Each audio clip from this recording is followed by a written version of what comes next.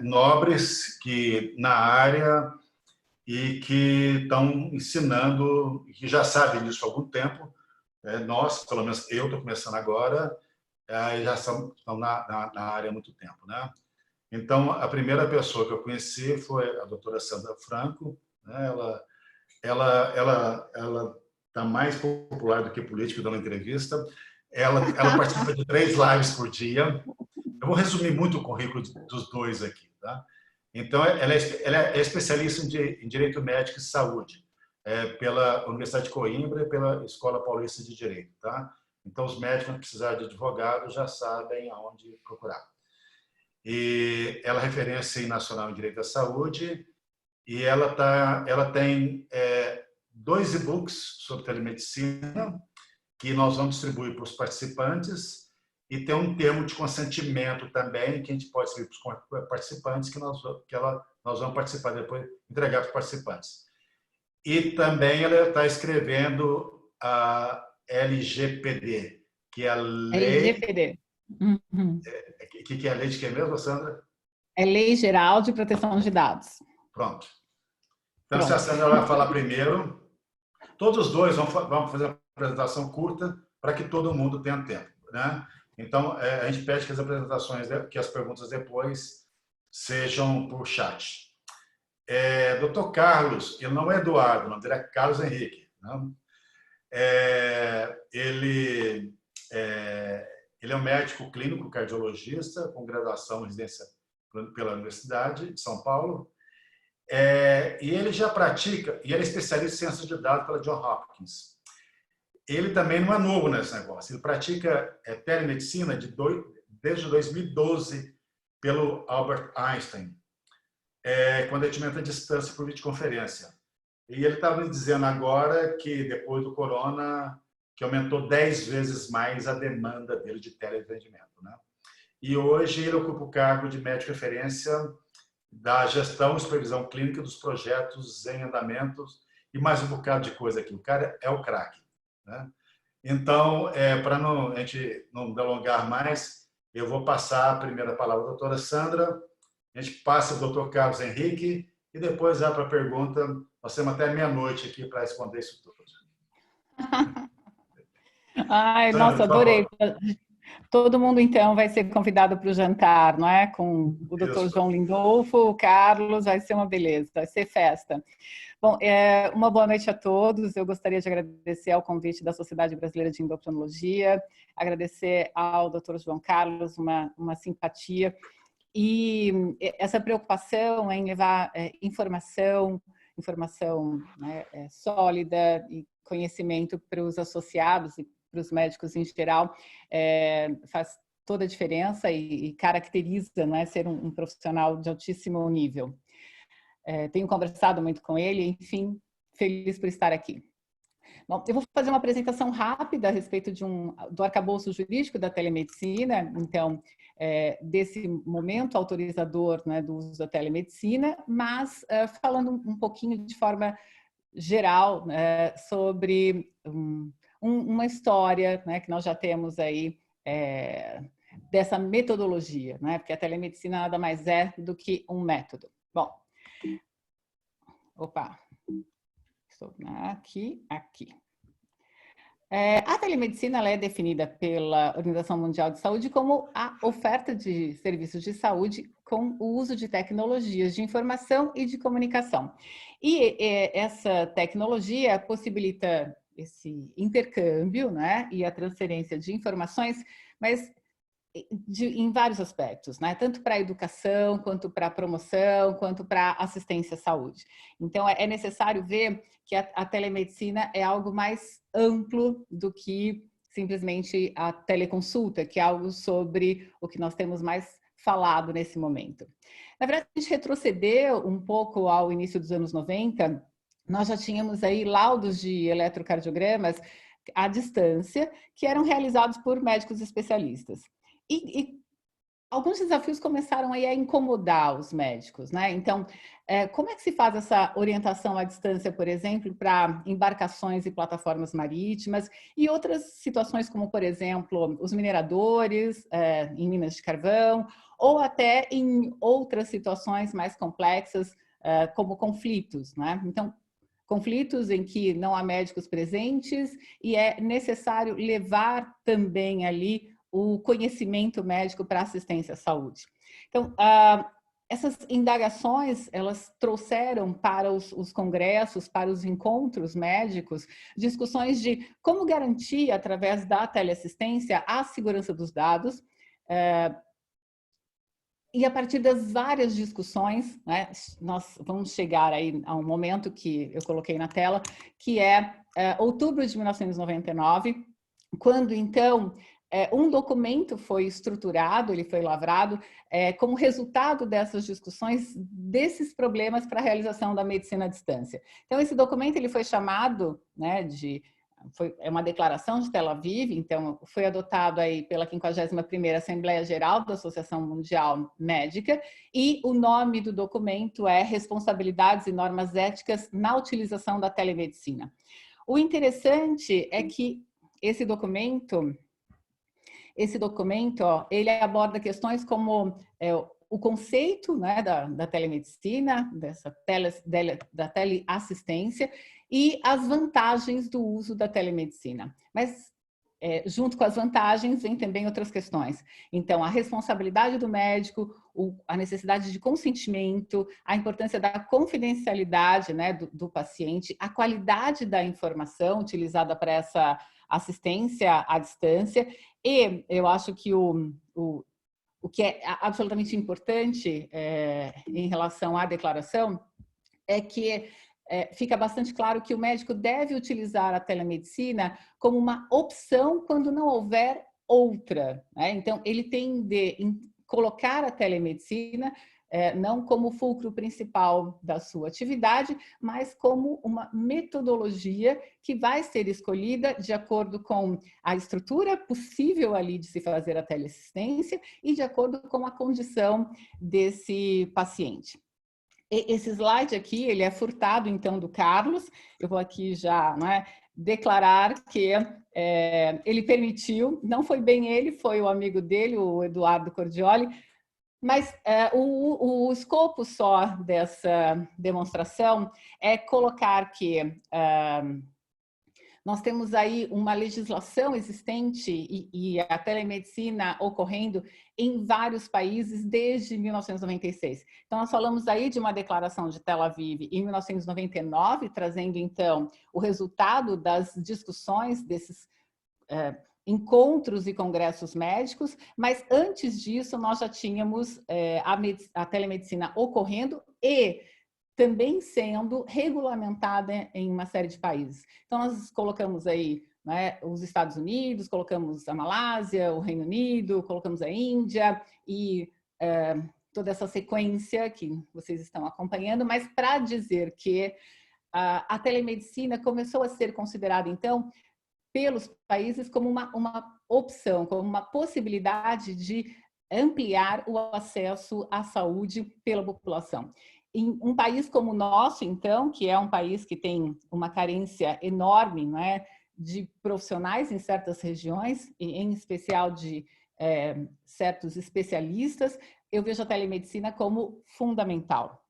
Bom, afinal, né, qual é a situação hoje da telemedicina no Brasil? Então, como é que nós estamos? Eu coloquei um timeline, né, bastante específico, mas para dizer que hoje nós temos aí a resolução 1643 do Conselho Federal de Medicina, e essa resolução ela está vigendo, ela define, disciplina a prestação de serviços através da telemedicina, mas nós temos outras resoluções que também envolvem a telemedicina de forma direta, que é a resolução da teleradiologia, que é a 2107 de 2014, e um pouco mais à frente, a de 2019, que é a que versa sobre a telepatologia. entre essas duas, vocês viram que eu coloquei a resolução 1821 de 2007, que fala sobre o prontuário eletrônico. Por que é importante que essa resolução também entre nesse timeline aí da evolução da telemedicina? Porque quando se fala em prontuário eletrônico, nós estamos falando em segurança de dados, nós estamos falando num registro de informações de saúde, né, garantindo a confidencialidade, a integridade dos dados, a garantia do sigilo do paciente, da honra e da intimidade. Esses princípios são princípios que eles devem nortear toda a prática da telemedicina, né? Então, isso está ali presente numa resolução de 2007, né? Então, já faz um bocado de tempo, inclusive preconizando, né, ou sugerindo que os profissionais médicos adotassem um prontuário eletrônico, pela série de vantagens que essa prática traz, né?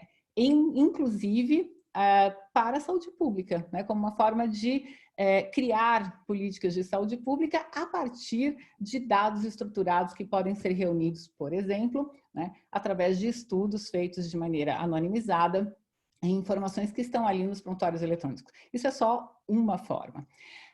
Coloquei também mais uma resolução que foi revogada, que é a 2227 de 2018.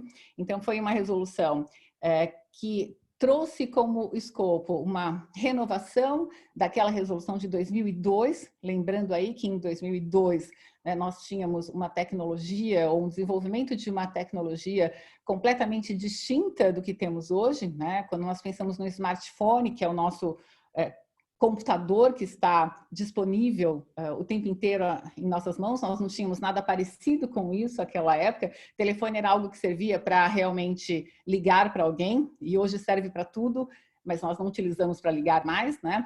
Então, nós não tínhamos essa tecnologia, mas já havia essa preocupação em regulamentar a telemedicina por essas questões que eu comentei de ser necessária a teleassistência em uma série de situações. Bom, coloquei também como, assim, falando da resolução que foi revogada.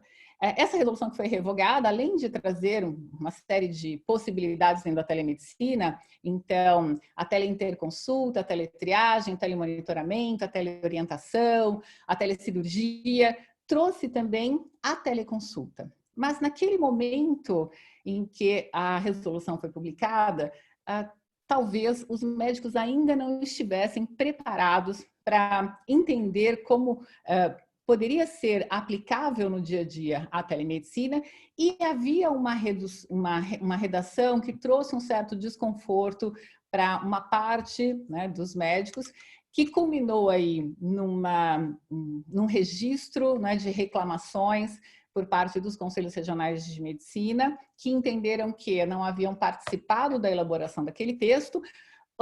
Uma decisão jurídica levou à revogação daquele conteúdo, consequentemente, a resolução de 2002, né, passou a viger, então, revogou-se uma e aquela anterior continuou a viger e abriu-se um prazo, então, para que todos os conselhos regionais e aqueles interessados, os players interessados na regulamentação da telemedicina, pudessem contribuir com as suas sugestões para se construir, então, uma resolução sólida, né, que possibilitasse a prática da telemedicina com a segurança jurídica necessária, com ética, com responsabilidade e levando em conta aqueles princípios né, que já em 1999 apareceram na Declaração de Tel Aviv, com a preocupação central no paciente. Então, a telemedicina é um método que deve ser utilizado pensando sempre no melhor para o paciente. Então, esse é o escopo. Coloquei nesse timeline o Marco Civil da Internet, que é importantíssimo, porque se começa aí né, a responsabilizar os provedores de serviços, e aqui nós estamos falando só de internet. Mais à frente, e aí, olha aí, João, a tal da LGPD, que eu hoje dei aula sobre ela. Então, a Lei Geral de Proteção de Dados é extremamente importante nesse contexto da telemedicina, porque ela obriga que se olhe para a proteção de dados. Nesse momento, por exemplo, que nós estamos praticando a teleconsulta e fazendo webinários o tempo inteiro e lives, não é? Exatamente por essa condição de emergência em saúde pública, não é? Em razão do Covid-19, muitos dados estão trafegando livremente pela internet.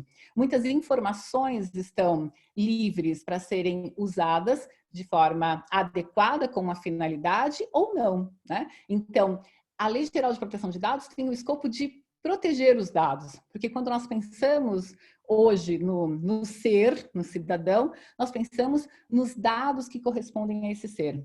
Eu tenho um trabalho, eu tenho um salário, eu tenho um RG, eu tenho um tipo sanguíneo, eu tenho uma altura, eu tenho vários dados que identificam também qual é a minha opção sexual ou qual é o meu partido político, a que sindicato eu sou filiado, e todas essas informações compõem quem é a Sandra, né? Então, é necessário que se crie uma política para proteger esses dados, que nada mais são do que a Sandra, né? Então, nós vamos falar um pouquinho disso aqui no final da minha exposição, mas é um assunto extremamente importante quando se fala em telemedicina. Mais à frente, no mesmo ano, tivemos aí a publicação da lei do prontuário, mas aqui não necessariamente regulamentando o uso do prontuário eletrônico, mas se falando da possibilidade aí de descartar, né, prontuários físicos a partir de uma digitalização que fosse feita com uma série de cuidados, de novo lembrando, pensando aí na integridade, na confidencialidade e no sigilo das informações do paciente. Agora, entrando nessa situação que nós estamos de emergência em saúde pública. Em 4 de fevereiro de 2020, foi através da portaria 188 do Ministério da Saúde, reconhecida a situação de emergência em saúde pública de importância nacional. Logo depois, tivemos a Lei 13.979. Então, a portaria é um ato administrativo, a lei reconheceu que o país inteiro, não é?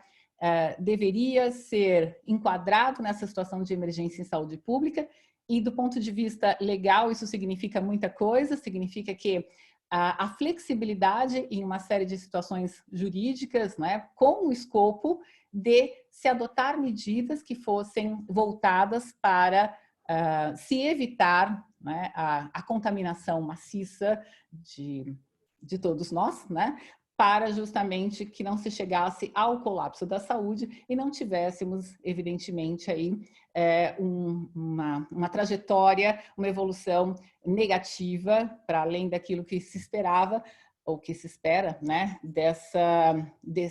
da evolução desse vírus e da contaminação, enfim, pelo Covid-19.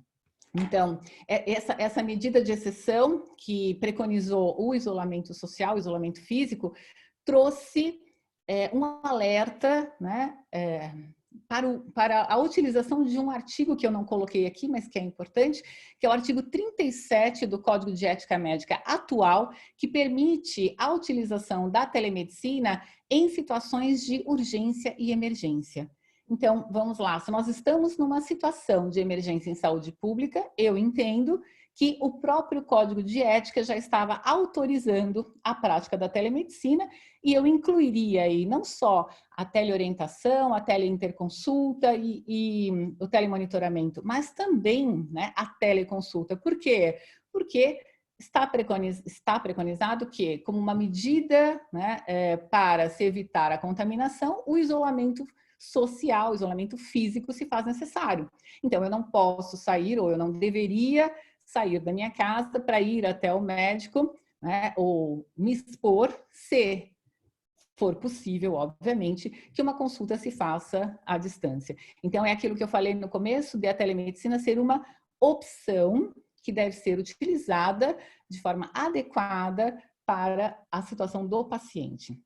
Logo depois, nós tivemos, né, a portaria do Ministério da Saúde, a 467, extremamente importante, que trouxe aí as diretrizes para a prática segura da telemedicina, trouxe a exigência de que, para a prescrição eletrônica, se utilizasse um certificado digital com chave CP Brasil, como forma de garantir a integridade de um documento, a autenticidade da prescrição, se garantir a confidencialidade, né, dentro do possível, porque aquela prescrição, né, chega direto ao celular do paciente através de um SMS, que ele próprio é que vai levar a uma farmácia para ter então a dispensação do medicamento. E a portaria 467 trouxe a exigência de que houvesse, né, o registro, de que haja o registro do atendimento em um prontuário.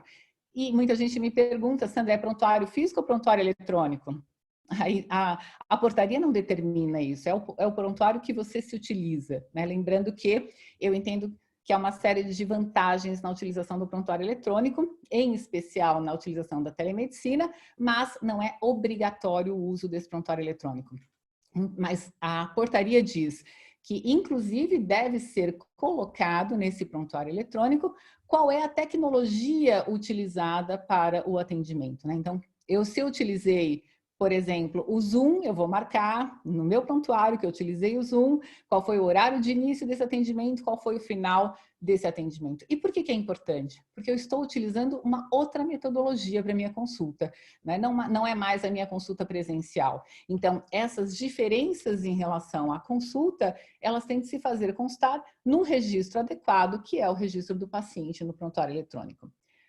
Na sequência, tivemos a publicação da lei da 13979, que então, né, possibilitou que a telemedicina ocorresse em todo o território nacional, nesse momento em que nós temos aí essa decretação de emergência em saúde pública, né? Em razão do Covid-19. Importante dizer que não há nenhuma restrição em relação às especialidades e nem em relação à patologia. Então, não é só para aqueles casos em que é possível que o paciente esteja contaminado ou que tenha aí uma síndrome gripal, que possa ser considerada como influenza ou Covid-19, não é essa a questão. Pode ser, sim, a telemedicina praticada por todas as especialidades, na medida do que for possível fazer, né? E isso a gente vai discutir aqui, o Carlos vai discutir junto comigo. Bom, então esse é o nosso arcabouço jurídico que autoriza, então, a prática da telemedicina nesse momento. E qual é o conceito da telemedicina? A telemedicina nada mais é, não é, do que esse exercício da medicina que é mediado por tecnologias e aí, como eu falei, para fins não só de assistência e de promoção à saúde, mas de pesquisa, de educação, né, de prevenção de doenças. E essa definição, ela não vai só aparecer na própria portaria 467, mas é a definição, né, não ipsis literis, mas quase isso, também pela OMS e também lá naquela declaração de Tel Aviv, de 1999.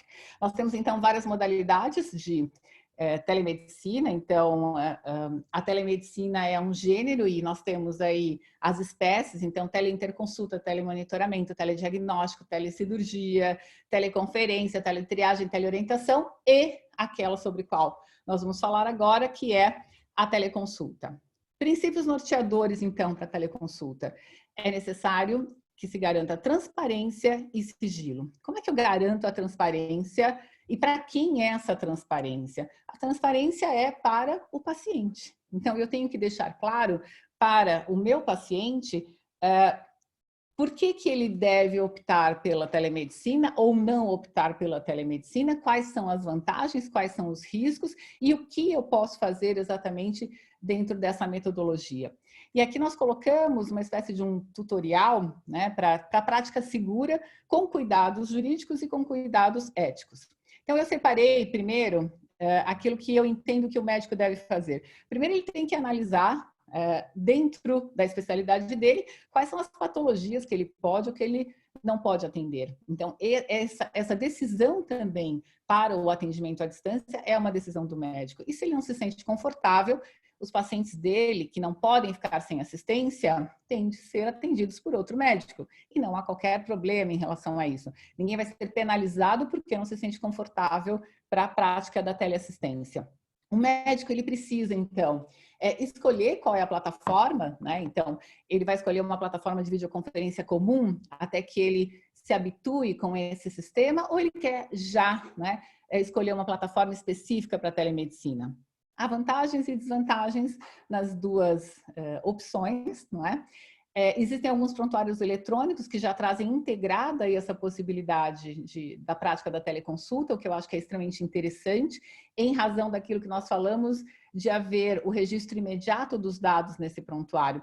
Mas nada impede que eu abra no meu computador, né, o Zoom, tenha, ou no meu celular, no meu computador eu posso abrir o prontuário, anotar, fazer a consulta, anotar as informações do meu paciente, usar uma outra plataforma, fazer a prescrição eletrônica com certificado digital, conforme preconizado pela Portaria 467, e não há nenhum problema, como eu falei, nem ético nem legal. É óbvio que plataformas de videoconferência não foram criadas para serem plataformas de teleconsulta. Então, eu tenho que tomar todos os cuidados possíveis, inclusive analisar aí, né? Eu coloquei, leia os termos de uso, a política de privacidade, para ver com quem serão compartilhados os dados do meu paciente, e se serão, não é? Para que eu não tenha problemas futuros em relação à minha escolha. Importante ver quais são as regras de cobrança. Então, se há regra de cobrança numa plataforma para a prestação de serviços, né, que você vai utilizar, então eu vou utilizar a plataforma, talvez tenha ali um valor que vai ficar para ela, algumas cobram do paciente, e algo que você tem que verificar é se essa plataforma oferece aí a ferramenta para prescrição. Se ela não oferecer, você tem outras possibilidades. O próprio Conselho Federal de Medicina oferece hoje uma plataforma, né, que tem algumas limitações, mas tem lá a plataforma que pode ser acessada, né, uma plataforma que foi construída em parceria com o Conselho Federal de Farmácia. Então, é possível prescrever e fazer atestados através dessa plataforma.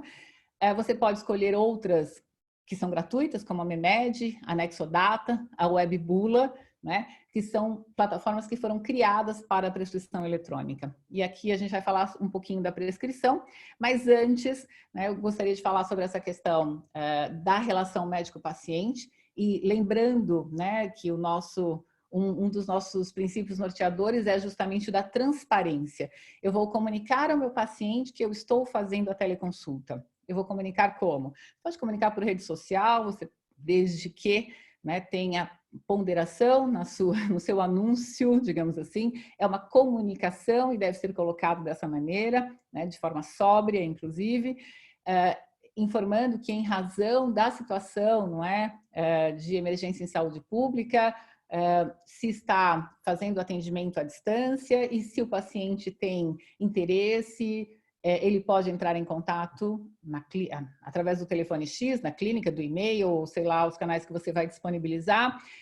Comunique ao seu paciente, dê informações sobre a teleconsulta, então aí você já vai ter definido que tipo de ferramenta você vai utilizar. Então, será utilizado o Zoom, será utilizado o Skype, será utilizado o iClinic, será utilizado, enfim, o e-medicine e as outras várias plataformas que existem, né? São muitas, e muitas estão muito bem preparadas, a Dr. Mob, a Dr. Cheese, então, inclusive são amigos, né, que eu gosto muito, e pessoas que se preocupam aí com essa a questão da proteção, da segurança de dados, mas existe uma variedade, uma possibilidade, e o médico, inclusive, deve testar essas várias possibilidades ao escolher. Eu sugiro que, principalmente na primeira consulta, se for o caso, envie para o paciente antes preencher uma anamnese, ou mesmo que seja um paciente dele, se ele entender que deva, né, envie para o paciente essa anamnese para que o paciente preencha. Sempre envie um termo de consentimento, né? É essencial o termo de consentimento. Lembrando que nesse princípio norteador da transparência, o paciente precisa ter informações para escolher. Eu quero uma teleconsulta ou eu não quero. Então, onde é que eu vou possibilitar essas informações sobre os riscos e benefícios de uma consulta à distância? É no termo de consentimento. Então, ele é sim uma condição sine qua non. Ele precisa existir. Por quê? Mas, Sandra, eu não uso um termo de consentimento para consulta presencial. Ótimo, não é uma consulta presencial, é uma consulta à distância. Você tem os dados trafegando pela internet, você tem um risco maior de que o sigilo e a confidencialidade sejam quebrados. Você não tem o exame físico, isso é importante que o paciente entenda dessas limitações, é importante que ele entenda que talvez seja necessário uma consulta presencial, e aliás uma questão aqui que você deve decidir, né? Uma teleconsulta, ela tem que ser um ato médico que leva a uma hipótese diagnóstica, e se você entender que é necessário, né, converter em consulta presencial, se você vai cobrar outra consulta presencialmente, caso seja aí uma consulta privada, né, que você vá cobrar. Então, todas essas regras precisam ser claras e estar estabelecidas aí na relação médico-paciente. E no termo de consentimento deve estar também a questão se você vai gravar a consulta, se não vai gravar, se você for gravar essa consulta, que ela vai ficar arquivada num prontuário, né, ou enfim, da forma como você disser que arquiva, mas desde que seja em um local seguro e protegido, né? E lembrando que as informações sobre o paciente têm de ficar arquivadas por pelo menos 20 anos após o último registro, após a última consulta. Então, todos esses cuidados você deve ter quando você faz uma consulta, aí quer presencial ou quer à distância, mas lembre-se disso. Se é um vídeo, por exemplo, você tem que pensar em como criptografar, você tem que pensar em como vai guardar durante 20 anos, né? Se tem uma forma de compactar esse vídeo e tudo mais. O paciente, então, tem que autorizar a gravação e você tem que deixar claro também para o paciente que você não autoriza ou que você autoriza a divulgação daquela consulta, daquelas imagens ou daquele áudio para terceiros. O médico tem um direito à imagem e o paciente precisa estar ciente disso. Então, quanto mais informações houver para esse paciente, mais fácil vai ser essa mudança de mindset, porque a gente tem aí uma transformação cultural de uma consulta presencial para uma consulta à distância, né?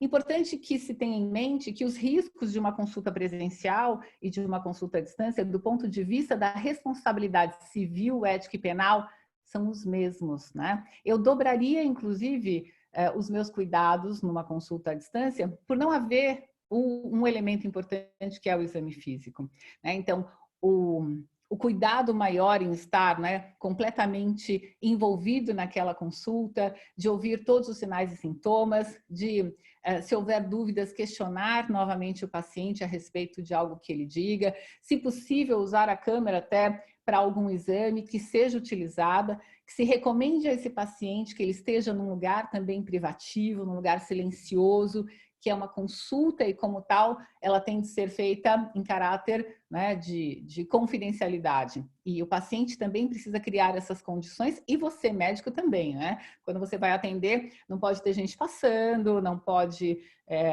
de preferência, pode ter, se você estiver em casa, pode ter um cachorro latindo, mas não pode haver conversas, porque o paciente precisa entender que o segredo dele está ali guardado. Esse é o termo de consentimento que o João comentou, que ao final ele vai disponibilizar para quem está assistindo. É um termo de consentimento que tem essas recomendações, né, que eu falei acerca de dar opções para o paciente para que ele escolha, e ali estão aquelas informações. Alguns cuidados em relação à prescrição, então lembrando que o certificado digital com chave ICP Brasil é o recomendado pela portaria 467, mas a portaria não exclui outras formas, né? Existem mais duas outras formas.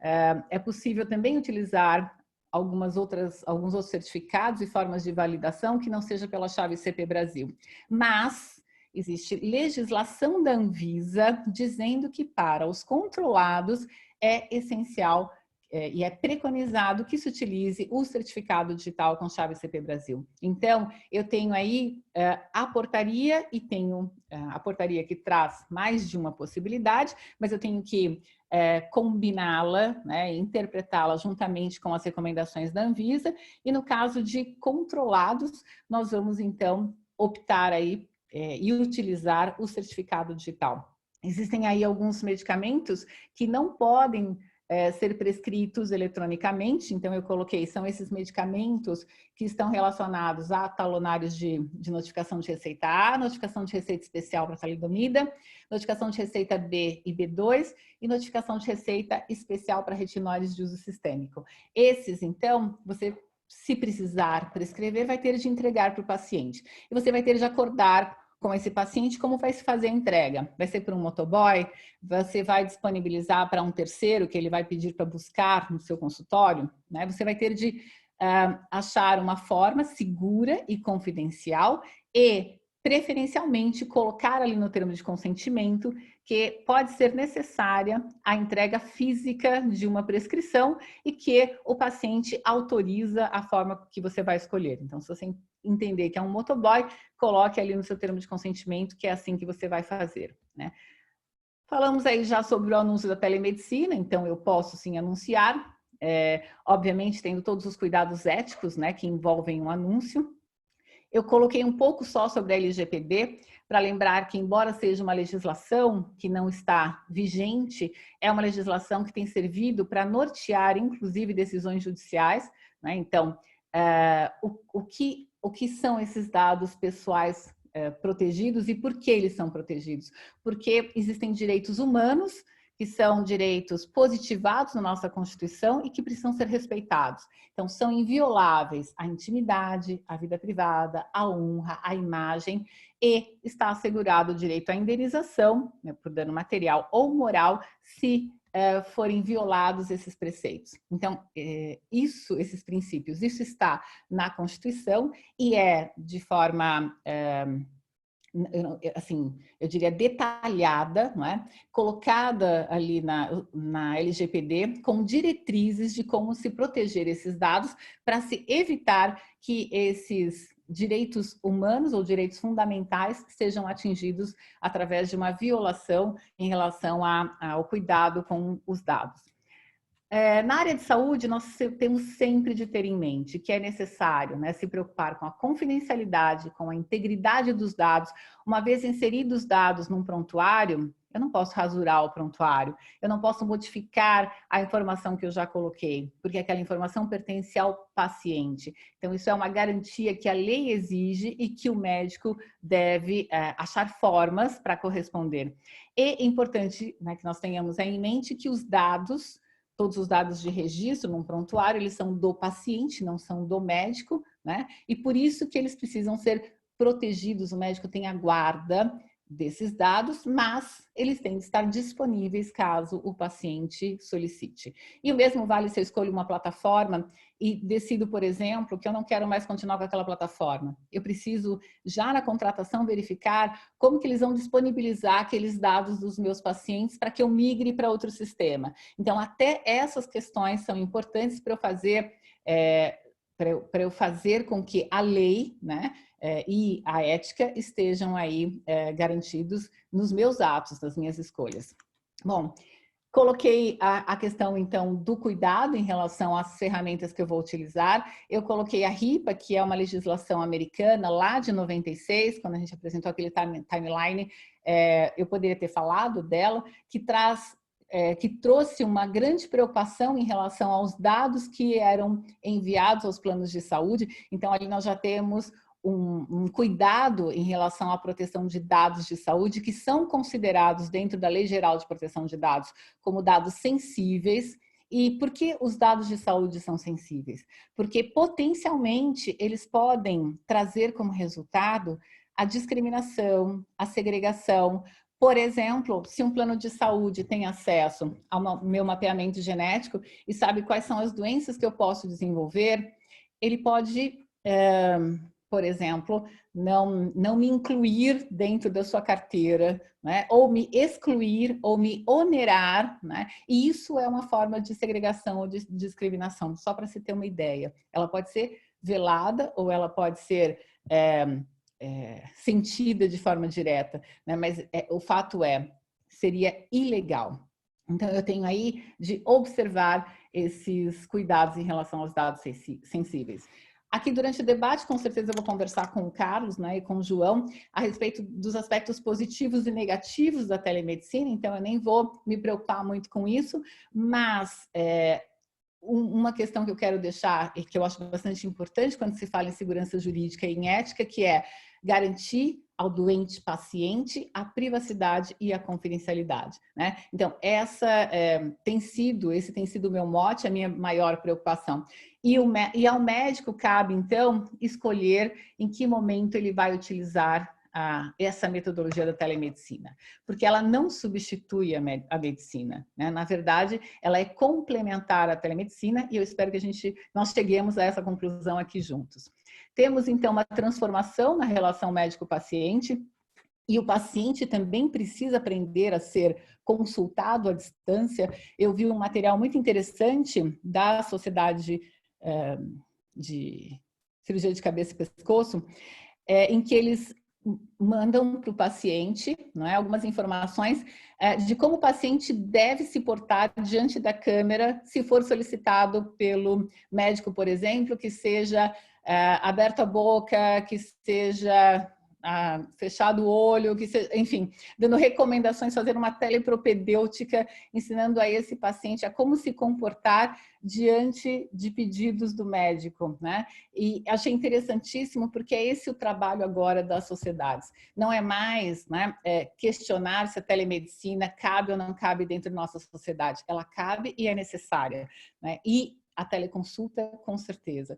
O que eu vou precisar fazer é ensinar aos médicos desde, né, o momento em que estão estudando, ter uma cadeira específica para a telepropedêutica. Em breve nós teremos, com certeza, vários equipamentos, vários devices sendo utilizados para essa consulta e também educar o paciente a como ele tem que se comportar nessa consulta à distância, né? Bom, era isso que eu tinha para dizer, com certeza eu já disse demais. O Carlos tem um monte de coisa para contar da prática dele e eu estou aí à disposição para a gente depois realizar o nosso debate. Muito obrigada por terem me ouvido.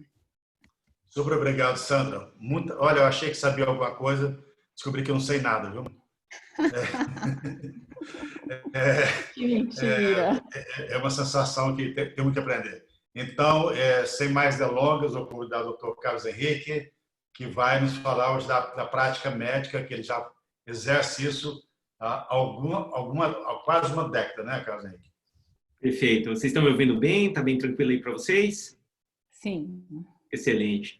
Bom, muito boa noite. É um grande prazer estar aqui com todos vocês. Agradeço demais o convite do João, o convite de todos os organizadores.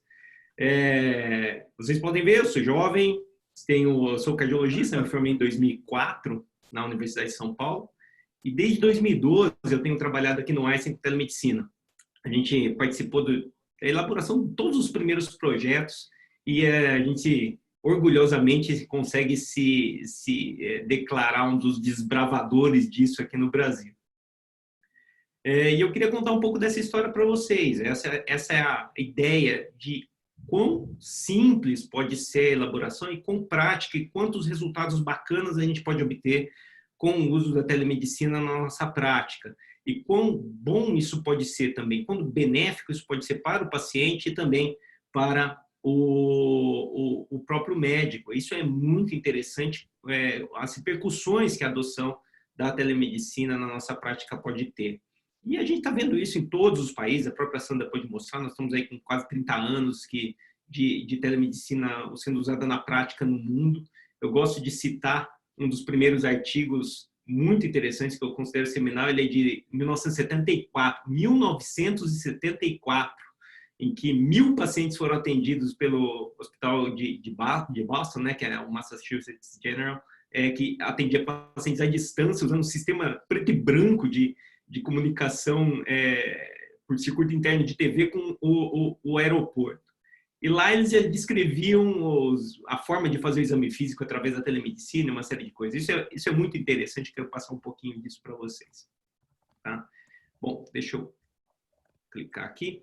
Só citando que nós estamos aqui no meio de uma série de transformações digitais que já começou há cerca de 30 anos aí, com a questão de música, fotografia, aluguel de vídeo, passando aí para a região aqui por volta de 2010 com o marketing digital, notícias digitais, a disponibilidade de você fazer recrutamento, fazer organizações de viagem, tudo pela internet. E mais recentemente, a gente está falando aqui das questões de varejo, saúde, bancos, que já tem bastante tempo, mobilidade e educação. A gente está passando por uma série de radicais mudanças aí na forma como a gente encara serviços em geral, e saúde não escapou disso. O que a gente está vendo hoje? A gente está vendo hoje um mundo diferente e um paciente diferente. Vocês devem, quem tem filhos, sabem o quão digitais esses filhos estão nascendo, o quão digitais eles estão crescendo nesse mundo. E esse paciente, ele se comporta de uma forma um pouco diferente. Ele quer mais informações. Ele quer informações melhores, mais acuradas. E o mais difícil, ele quer essa informação agora. Ele não quer esperar 5, 10 minutos. Ele tem uma dúvida, ele procura na hora no Google, coisa que a gente não conseguia, nem imaginava essa possibilidade. Tá? Todos nós aqui que temos aí alguma experiência com medicina, nós vivenciamos época de enciclopédia, que tinha que procurar aqui em biblioteca, procurar em artigos, fazer xerox para depois poder ver. Hoje é tudo imediato, é tudo muito rápido, a obtenção de informações. Isso reflete no comportamento dos pacientes e por isso que eles buscam muita agilidade nas coisas. Tá? Como eu disse, a história da telemedicina é muito antiga. A prática da medicina à distância, ela vem desde lá do século XVIII, com cartas. Aqui nós temos cartas entre médicos e pacientes que dão orientações e condutas. E começou a se organizar um pouco melhor aí na década de 20, em que a gente estava falando já com relação à prática da medicina através de rádio, com embarcações e também em área de conflito, como a própria Sandra colocou. A gente tem uma visão interessante da telemedicina, é relativamente simples, mas coloca ela numa situação interessante, que é a prática.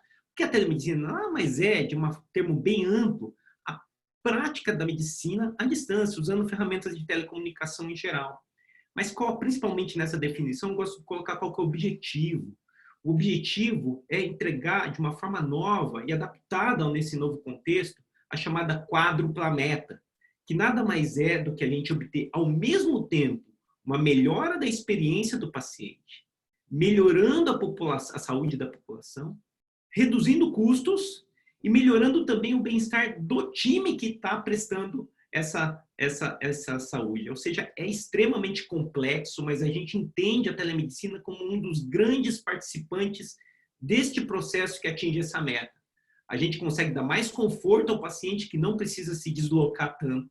A gente consegue atingir uma maior população, ou seja, dando mais acesso a quem não tem acesso, a especialistas, aos médicos. Essa diminuição de toda essa questão relacionada à dificuldade de acesso e de transporte traz uma redução de custos e o próprio médico ele consegue atender os seus pacientes em outras situações sem necessidade de grandes infraestruturas, melhorando então o bem-estar do médico. Essa é uma visão interessante de como que a gente pode obter um grande benefício com a prática da medicina à distância, ou a chamada telemedicina. Né? Nós temos aí, como a própria Sandra já falou, alguns tipos, eu gosto de dividir em 3 grandes grupos, você vai ver que isso é muito didático, né? A gente tem a chamada telemedicina assíncrona, em que você usa, por exemplo, mensagens, e-mails, serviço de portais de dúvidas, e também quando você envia ou traz laudos de exames de imagem, por exemplo, em que o resultado, a prática, ela é feita de forma assíncrona com a solicitação do serviço. Tá? Uma outra maneira de prestar a telemedicina é de uma forma síncrona, em que você está ou através de um chat, um telefone, ou agora mais conhecida, a videoconferência, que daí entram as teleconsultas, teleconsultorias, quando você tem outros médicos na ponta, você está discutindo casos específicos, suportes emergenciais, as próprias especialidades, em geral, é feita de forma síncrona.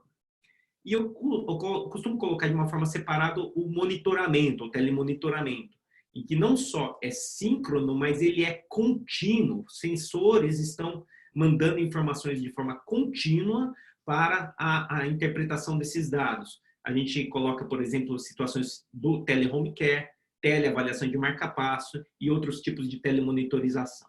Tá? Eu vou dar um exemplo da situação da jornada do paciente quando fica doente, que é uma das coisas que norteou o nosso serviço de pronto atendimento virtual, por exemplo. Normalmente, o paciente, quando fica doente, a jornada esperada do sistema de saúde para ele é que ele pega o telefone, agende uma consulta, pega o carro ou o sistema de transporte e vá até o médico. O médico, então, por exemplo, solicita algum exame, ele precisa pegar o telefone novamente, agendar esse exame, pegar o carro e fazer o exame. Então, uma série de situações, por exemplo, precisa pegar o telefone e voltar no médico para o retorno. Então, prescreve uma medicação, ele vai lá, pega o carro e vai na farmácia. Todo esse processo ele é lento para o tipo do paciente novo, na nova geração que está surgindo. E muitas vezes ele corta etapas, o que é ruim para o sistema de saúde, e que ele pega o carro e vai direto no pronto-socorro, né? Ou no sistema de atendimento imediato, que muitas vezes é muito mais oneroso e não é feito para isso, ele é feito para emergências, não é feito para situações do dia a dia. E o que a gente fala, a gente percebe isso no mundo todo, que os departamentos de emergência, os departamentos, eles estão entupidos em todo o mundo, isso não é um problema só nosso. A gente vê aqui coisas da Suécia, coisas da Inglaterra, da Irlanda, a própria Austrália, todos os locais, inclusive com muito bem, com sistemas de saúde muito bem estabelecidos, eles têm problemas com relação ao sistema de emergência. É um estudo, por exemplo, australiano, mostrando aqui que nós temos 45% das consultas de baixa complexidade, que poderiam muito bem, na grande maioria das vezes, ser resolvidos por telemedicina.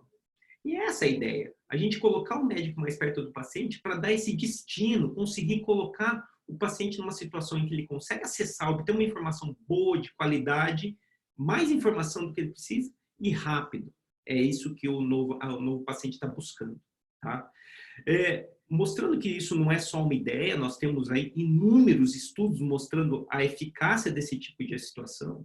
A gente está falando aqui que, por exemplo, visitas virtuais para situações agudas não urgentes, que são bem isso que a gente está falando, 60 mil consultas analisadas, com um estudo muito bem feito, com muito rigor técnico, mostrando mesma taxa de retorno não programado e, obviamente, redução de exames laboratoriais, exames de imagem e redução de custo. Isso, ou seja, essa taxa de retorno não programado é considerada uma das principais métricas nessa situação em que provavelmente você não resolveu ou expôs o paciente a algum tipo de risco. Então, nessas situações, a gente tem muita eficácia, mantendo uma boa qualidade, ganhando em todas as pontas do sistema. Aqui tem um dado bem relativamente recente, aqui tem cerca de um ano, em que foram analisadas milhões de consultas de telemedicina nos Estados Unidos. E vocês sabem que nos Estados Unidos, realmente, ele é um país que ele é muito legalista no sentido de proteção individual, em que os médicos, em geral, eles precisam de seguros, é muito mais frequente lá do que aqui, para se proteger de processos civis com relação a danos médicos. E análise de milhões de consultas de telemedicina nessa situação, não conseguiu encontrar nenhum único caso de processo de telemedicina que foi adiante.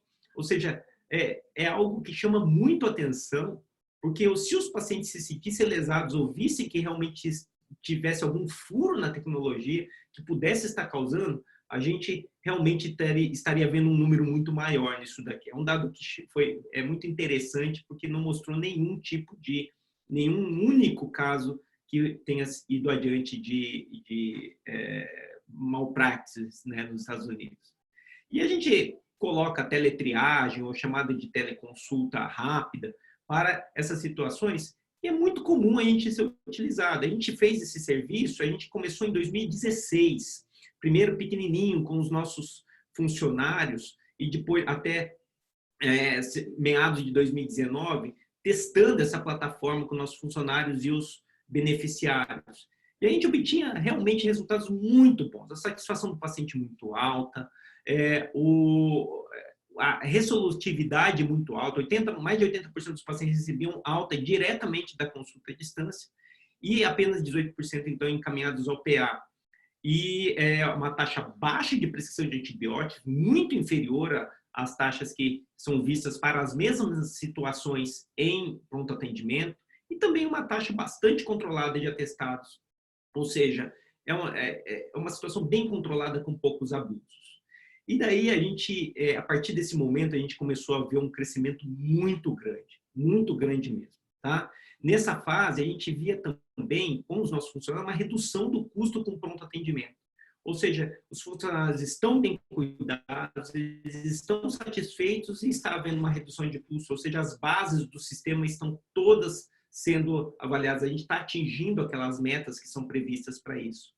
E mais recente, eu peguei esse dado hoje para essa apresentação, até maio de 2009, vocês viram que tinha um número lá de 5 mil, até em 3 anos, e agora em menos de um ano nós temos mais de 40 mil casos atendidos até hoje, né? E nós temos mantendo a mesma taxa de resolutividade, mantendo uma altíssima taxa de satisfação. Deu uma quebrinha aqui porque teve um pouquinho mais de espera, não tem jeito.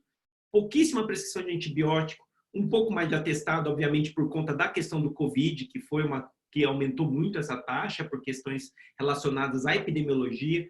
Mas olha que interessante, mesmo você escalonando isso dezenas de vezes, você consegue obter excelentes resultados e os pacientes muito satisfeitos, tá? Indo um pouquinho para a parte da endocrinologia, a gente consegue ver dados muito interessantes também, que não são nem tão recentes. A gente vê aqui alguma coisa de 2018, mostrando dados que são, na realidade, de 2009, nessa revisão, mostrando que estratégias de telemedicina associadas a telemonitoramento puramente telefônico, por exemplo, conseguem excelentes resultados também em baixar e manter a hemoglobina glicada em algumas situações. Tenho certeza que vocês têm uma série de dados até muito mais precisos que esse, mas é um detalhe que eu quis colocar aqui. Mas olha que interessante, desde 2001, ou seja, nós estamos aí com quase 20 anos em que estão sendo testadas estratégias de telemedicina para o diagnóstico de doenças tiroidianas.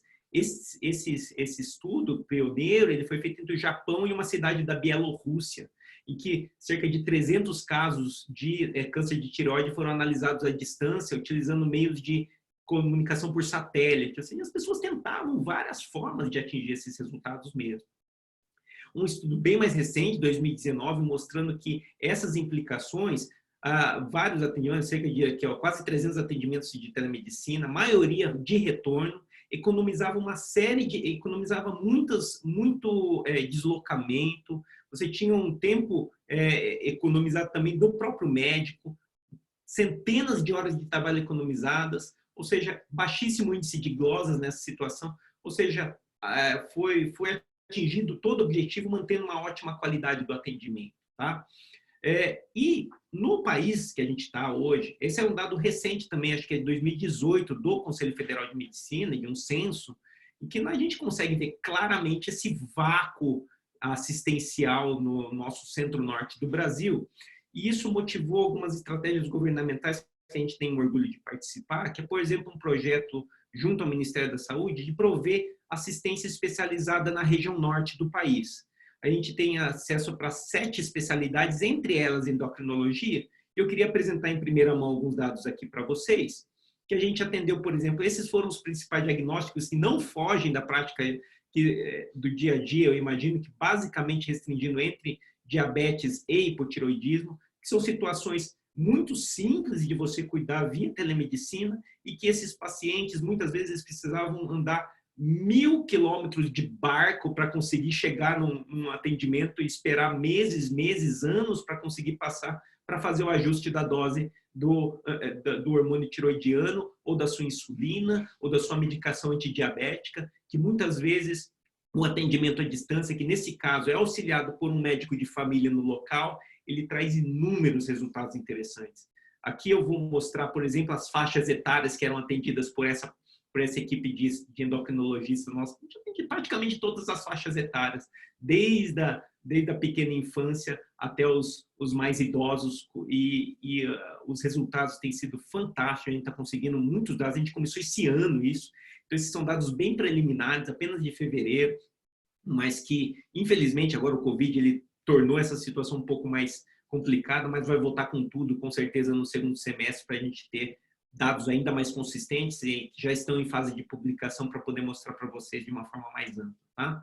Aqui dando um exemplo da nossa sala de telemedicina, do nosso clínico principal, que fica 24 horas, como ela não é muito diferente daquelas salas que a gente vê na internet como parecendo ficção científica. São várias telas, são várias, para a gente ter acesso a várias informações ao mesmo tempo e que ajudam a gente a organizar melhor as estruturas e conseguir dar o melhor apoio para o paciente, principalmente quando em situações de mais urgência, tá? Nós temos aí robôs, nós temos carts, que são situações que vão ajudar e trazer uma facilidade maior no uso da telemedicina em diversas situações, tá? Um dado interessante é por que videoconferência, né? Porque muitas coisas dessas não pode ser pelo telefone. Isso daqui é um estudo interessante que é bastante comentado, de 1981, que mostra qual que é a porcentagem, digamos, do dado da comunicação que é obtida através dessas diversas modalidades. Quando você tem só o dado verbal, que é, por exemplo, só o texto, você tem apenas 7% de toda a comunicação. Quando você acrescenta o vocal, que no caso seria o telefone, que você acrescenta tonalidade de voz, você chega aqui a pouco menos de 50%, mas a maior parte é realmente o vídeo. O vídeo te traz informações muito relevantes relacionadas àquele quadro. E você consegue adicionar isso, não só a questão da comunicação, mas adicionar o exame físico. Eu vou ser um pouquinho crítico aqui a algumas falas da Sandra, na realidade, porque a gente gosta muito de dizer que na telemedicina a gente faz sim o exame físico. O exame físico, todos sabem, está escrito em qualquer livro-texto de semiologia, ele começa na hora que você olha para o paciente. Na hora que você vê o paciente pela primeira vez, você começa a entender detalhes de como o paciente está se portando, quais são as feições, você consegue ver como que está o padrão respiratório, você consegue ver tonalidade de pele, você consegue ver tonalidade de mucosas, você consegue fazer um exame de orofaringe muito bem feito. É surpreendente quão bom fica um exame de orofaringe através de telemedicina. Você consegue ver bem pele através de fotografias ou mesmo através da câmera. Você consegue entender um pouco melhor, inclusive ver tumorações. Um dado interessante dos endocrinologistas, às vezes eu brinco com alguns colegas endocrinologistas que eles chegam perto e eles olha, só de olhar o pescoço já sabe se a tireoide está grande.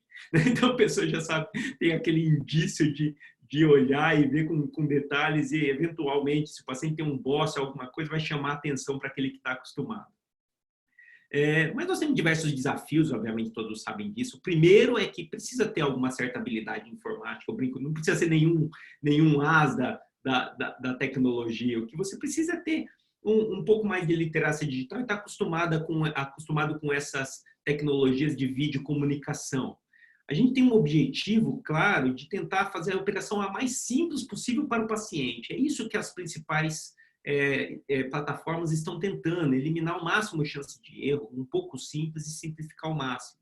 A gente tenta fazer isso na nossa plataforma também direto para o paciente, né, para tentar ficar o mais rápido possível e evitar, não vou ficar mostrando esses dados, mas para que seja rápido, para que o paciente se identifique como estando em um consultório e estando numa consulta, para trazer aquela situação o mais próximo possível da prática corriqueira, tá? É muito fácil de ver a garganta. Isso é uma imagem real, corriqueira, do dia a dia para ver a garganta numa situação como essa. A gente pratica a chamada telepropedêutica nos nossos treinamentos. A gente faz o treinamento dos médicos e ensina como, aquilo que a Sandra estava falando, que é muito interessante. A gente está até desenvolvendo um curso que oportunamente a gente vai passar para todos, que é como conduzir um exame de orofaringe, como conduzir um exame neurológico, como conduzir o exame osteoarticular à distância. Isso é muito interessante, tem uma série de dados que podem ser obtidos e está sendo cada vez mais desenvolvido na literatura internacional também. Isso também é uma outra visualização da garganta, esse daqui já com uma câmera especial, que daí você consegue ver grandes detalhes, ou seja, fica melhor do que ao vivo. E estão sendo desenvolvidos inúmeros equipamentos para que seja feita essa avaliação à distância da forma mais rápida possível. Um exemplo, por exemplo, é esse equipamento que é israelense. Esse equipamento é de uma empresa chamada TytoCare, ele já está sendo vendido nos Estados Unidos na Best Buy, qualquer um pode comprar aqui por R$299, não estou fazendo propaganda, mas é só que ele é o único, e que ele fornece realmente essas ferramentas para que seja visto a garganta, feito a ausculta, por exemplo, de criança, feita a medida da temperatura e poder fazer otoscopia à distância com bastante exatidão e trazendo mais dados ainda para a consulta à distância ser ainda mais efetivo, principalmente crianças, né? E estão sendo desenvolvidas inúmeras outras técnicas. Aqui é um piloto que está sendo feito internacionalmente, porque o apogeu, digamos, do que a telemedicina não consegue fazer, digamos, é a palpação abdominal. Então, alguns malucos aí estão tentando até usar o acelerômetro do celular para que o paciente aperte o celular contra a barriga e isso dê algum detalhe sobre como que é a palpação abdominal para o médico que está do outro lado. Ou seja, é algo ainda, digamos, pré-histórico, ainda está bem inicial, isso está nos primórdios dessa avaliação, mas eu não ficaria nem um pouco surpreso se daqui a alguns anos a gente conseguisse dados de avaliação abdominal à distância sem nenhum grande problema através do uso do nosso equipamento, do nosso smartphone que todo mundo tem em casa. Tá? Segunda coisa que é complicada é a gente precisa lidar um pouco com o suporte técnico, porque muitas vezes nós já estamos acostumados, mas o paciente não. A gente tem hoje na nossa plataforma 88% dos pacientes que estão usando é a primeira vez que usa telemedicina na vida. Né? Então, todos estão vendo isso pela primeira vez. Então, é muito importante que a gente tenha conhecimento dos problemas que pode acontecer, porque não é incomum a gente ter cenas assim como o paciente ficando bravo e isso pode trazer algum problema. Ninguém quer que assim. Então, a gente tem que manter a calma, saber esses problemas e saber orientar o paciente da melhor forma possível para que ele tenha esse acesso. A gente coloca vários dados de uma plataforma de telemedicina que seria a ideal. É lógico que isso está em pleno desenvolvimento. A Sandra já falou muito disso, eu não quero entrar muito no detalhe, mas é muito importante que o tráfego de dados ele seja seguro. Essa plataforma você tem que garantir que a segurança, você tem que estar no ambiente privado, você tem que garantir que esteja de acordo com a legislação. E a documentação que você faz e envia para o paciente, ela precisa ser assinada digitalmente, através do certificado do ICP Brasil, que é a nossa legislação, isso desde 2001, na realidade, que é quando foi feita a medida provisória 2002-2001, que ela garante a autenticidade de documentos assinados usando essa plataforma ICP Brasil. Hoje é super simples e hoje está muito mais barato que qualquer um consiga fazer o seu eCPF, e está muito disponível, inclusive podendo fazer a primeira certificação à distância, que isso começou recentemente. Então, nem agora a fila de espera para conseguir fazer, ela está atrapalhando, né? Já que a gente tem a vida bem ocupada. Lógico, precisamos saber usar adequadamente a teleconferência, não só o ambiente, né, precisa ser adequado, precisa ser silencioso, não pode ter gente passando, não pode ter muito barulho. A gente tem que cuidar um pouco da iluminação, a minha nem está tão boa, que eu vou brigar com o pessoal.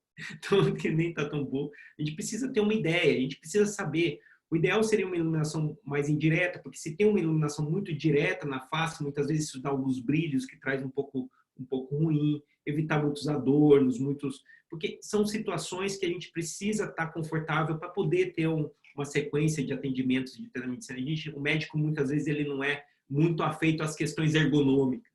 Então, é importante ter uma cadeira confortável, porque você vai ficar muito mais tempo que o habitual em uma posição sentada, tá?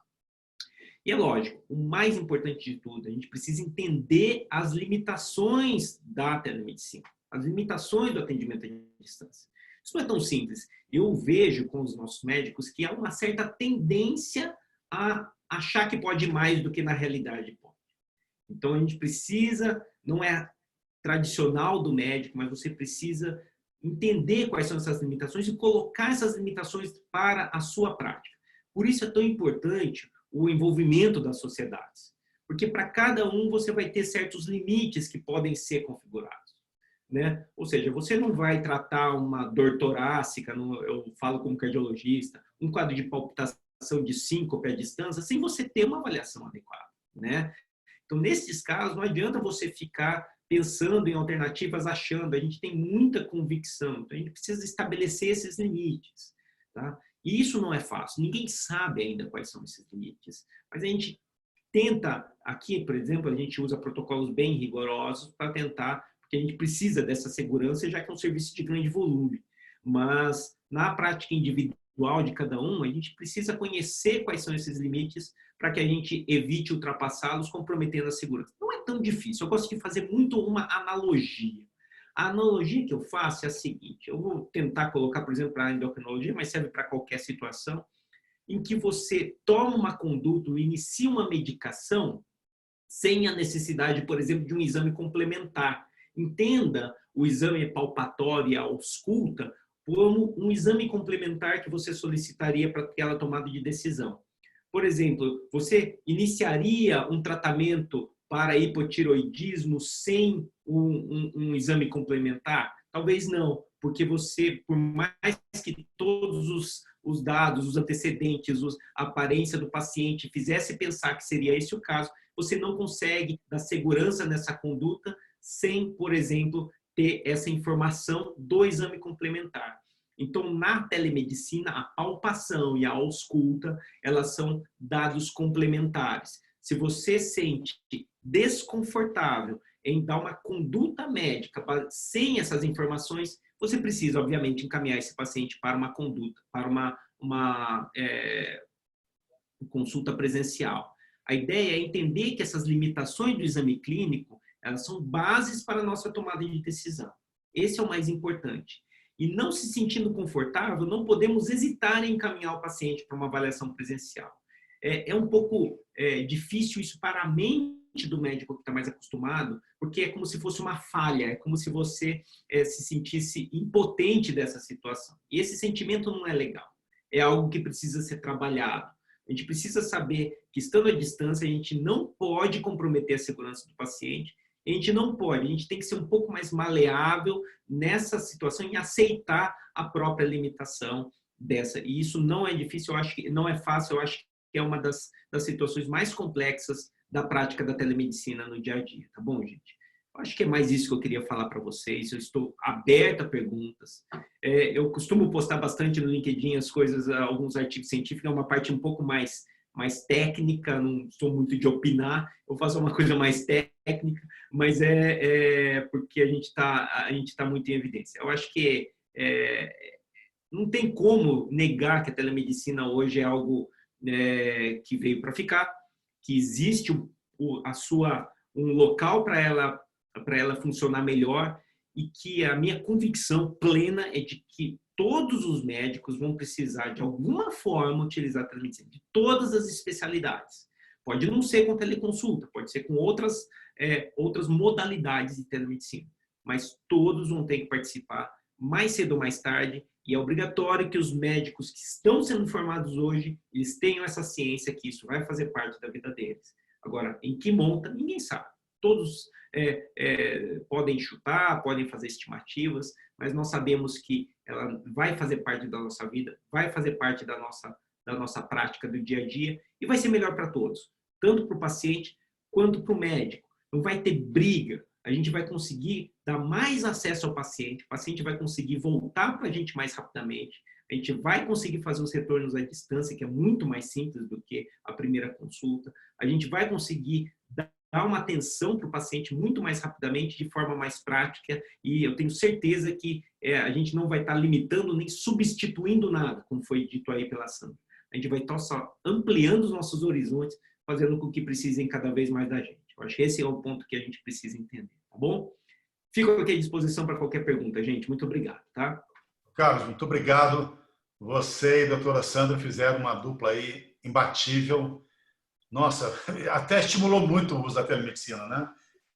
Como as nossas perguntas vão ser no bate-papo, eu tomei aqui a prerrogativa da presidência e já perguntei no bate-papo as duas primeiras perguntas para vocês, e para você e para a Sandra. E deixo aberto para todos os colegas as perguntas aí. Está no bate-papo, vocês podem ler aí. Posso começar a responder, então, sobre a questão do termo de consentimento? Vamos lá. Tudo depende de qual é a forma que o médico decidiu aí para fazer a teleconsulta.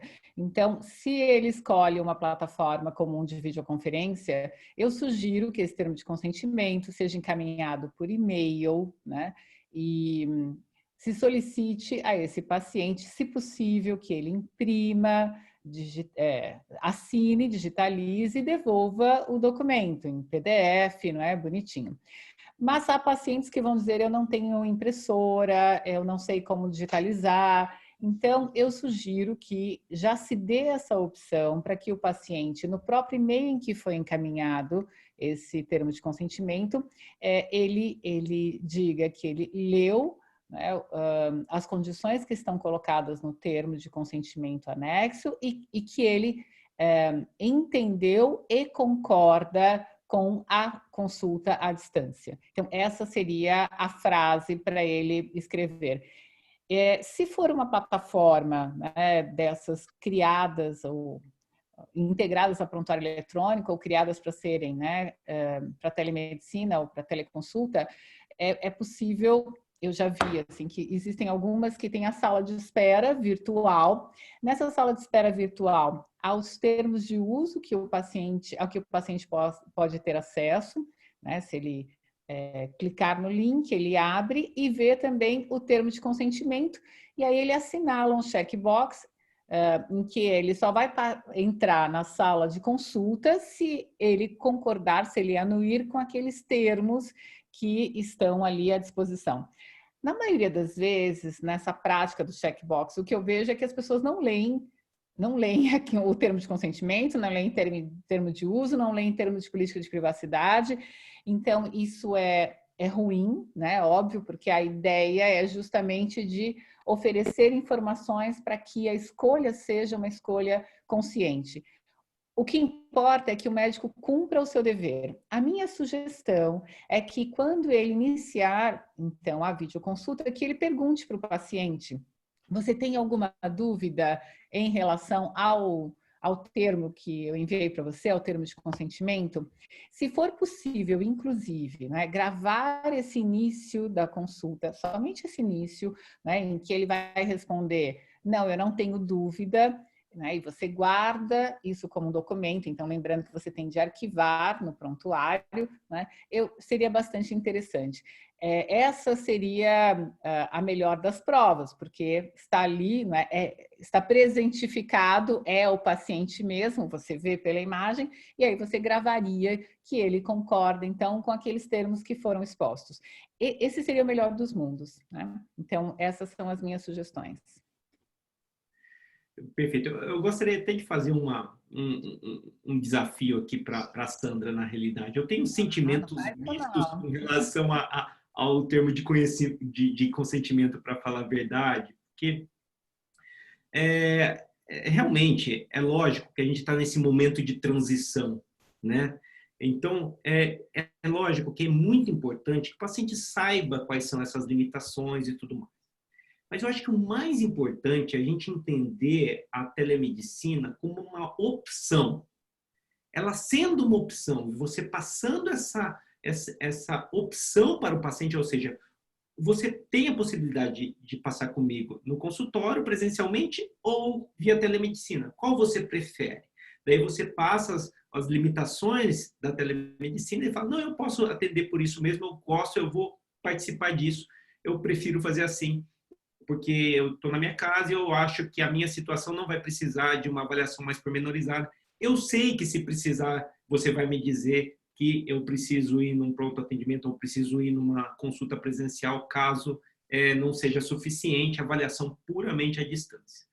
Mas eu acho que o futuro ideal não é ter um termo de consentimento ideal. O futuro ideal é a gente não precisar dele, né? É que a informação da teleconsulta esteja com todos saibam quais são as vantagens de um e de outro e possam optar por isso. Mas eu tenho que concordar com você, não tem jeito, Sandra, que neste momento, digamos, é importante que a gente, o paciente saiba disso. Eu entendo como um desafio a forma como o paciente vai assinar esse termo. É muito difícil. Mas eu concordo, aquele que você fez, em que você disponibiliza, é extremamente interessante, porque ele é bem conciso, curto, diferente de uma boa parte de termos de consentimento que a gente vê por aí. Tem que ser fácil do paciente entender. Essas informações precisam estar claras para ele. E eu acho que esse meio que você colocou de confirmar com ele esses dados, e você anotando isso no prontuário, isso pode já te dar um bom benefício. Olha, o paciente concordou com os termos enviados, esse envio você pode fazer através de um e-mail certificado, por exemplo, que vai ficar gravado como que você enviou e ele recebeu, e você anota isso no prontuário. Isso me parece uma opção bem interessante para que ele vai. E o próprio checkbox também funciona muitas vezes se você perguntar isso e deixar essa pergunta anotada no prontuário. Eu acho que o grande aliado do médico à distância é o prontuário. Eu acho que ele precisa ser mais bem escrito do que nunca. Você precisa focar nos problemas, ou seja, você precisa focar nas situações em que você vai orientar o paciente a procurar um atendimento presencial. Ou seja, em que situações que ele precisa procurar um atendimento presencial, quais foram as limitações aqui, e você deixar isso muito bem escrito no prontuário. Acho que o prontuário é o grande amigo do médico que trabalha à distância, do médico que faz telemedicina, né? A gente chama isso de virtualista, né? É um nome que surgiu ultimamente, mas é uma das... o virtualista, o médico que está atendendo à distância, eu acho que é uma das coisas que a gente cobra muito aqui, a adequação do prontuário, precisa estar bem escrito, não pode faltar informações essenciais em cada uma das situações. Eu vou tentar, assim, eu vou pedir até o próprio João, eu vou pedir uma excusa aqui para o João com relação a essa resposta das plataformas comerciais. Eu tenho conflito de interesse, eu não posso responder essa pergunta essencialmente, mas eu acho que a Sandra colocou no guia dela, né, Sandra, as plataformas que estão disponíveis, não foi? No e-book, eu coloquei que existem várias plataformas comerciais, né? Agora, nominar é complicado exatamente porque nós não estamos avalizando nenhuma plataforma, né? Então, eu já prestei serviço para algumas plataformas, conheço do ponto de vista jurídico algumas plataformas, mas eu não sou uma certificadora. Então, eu não posso, né, avalizar, inclusive sob o ponto de vista, né, da privacidade, de como foi construído o software, se de fato ele é seguro. A questão é, eu acho que, e aqui é minha colocação, né? Eu entendo que o profissional, ele precisa verificar qual a plataforma, com as características dela, que se adequa também àquilo que ele quer, né, na prestação de serviços de telemedicina. Alguns, por exemplo, alguns médicos amigos me perguntaram, Sandra, me fala uma plataforma. Aí eu falava 3. Aí eu falava assim, olha, essa aqui é bem interessante. Eles me respondiam, mas essa daqui é feita a cobrança por ela. Eu achava positivo. Só que aí a pessoa falava assim, não, mas aí eu tenho uma demora, um lapso para receber o valor que a plataforma cobra. Então, a outra pessoa disse, eu não quero uma plataforma que faça cobrança, eu prefiro eu mesmo cobrar. Aí outro me diz, eu não quero uma plataforma que grave.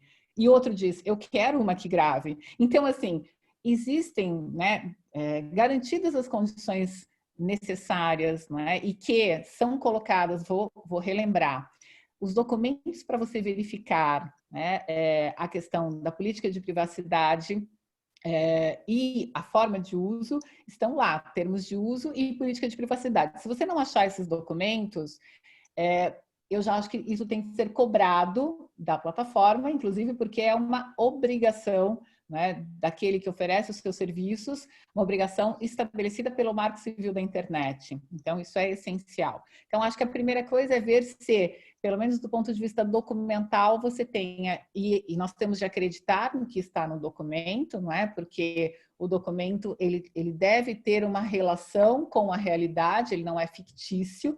Até você falou, por exemplo, da questão do prontuário, o prontuário eletrônico tem presunção de veracidade. Então, realmente, se você anotou lá que você questionou o paciente a respeito do termo de consentimento, ou se ele concordou com a consulta à distância, ele respondeu que sim, isso que você escreveu é verdadeiro, porque nós temos, se existe presunção de veracidade, é o paciente que vai ter de provar, nesse caso, né, que ele não anuiu com a consulta à distância, que ele não tinha entendido como funcionava. Então, eu tenho aí também essa questão jurídica que a gente tem de colocar em relação ao prontuário, né?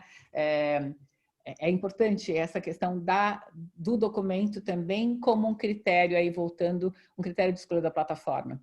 Então, eu entendo que o médico primeiro vai verificar essa parte documental, ver algumas informações, né, mercadológicas e avaliar se aquela ferramenta atende àquilo que ele pensa de adequado para a assistência médica que ele pretende dar. Então, é interessante que se pense dessa maneira também. E se ele não chegou a nenhuma conclusão de uma plataforma comercial, ele pode fazer essa opção por uma plataforma comum, como um teste, como uma forma de organizar, né, a teleconsulta na sua vida. O Carlos foi muito preciso, muito cirúrgico em dizer que há muitas pessoas e muitos médicos que não têm essa intimidade com tecnologia ainda e vão precisar desenvolver essa habilidade, né?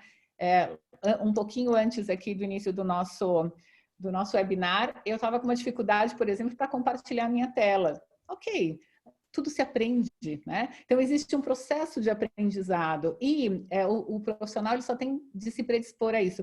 Eu quero até fazer uma observação aqui e acho que o Carlos foi também muito feliz em dizer sobre a questão da ausência do exame físico. Então, eu só quero, eu entendo e concordo com você, há um aspecto que é possível sim em relação ao exame físico, mas você foi também sensacional dizer que o profissional tem que saber o limite dele.